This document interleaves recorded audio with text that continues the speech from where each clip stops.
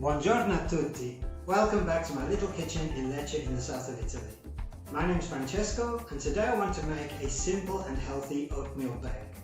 I really love oatmeal, but down here in the south of Italy it's just not eaten very often. So today I'm going to make some, and I'm going to use yogurt to keep it nice and healthy. I'm going to add apple and dates for natural sweetness, some vanilla extract and cinnamon for flavour, and some pistachios on top. I think that's going to be a great combination. Let's find out. Let's cook.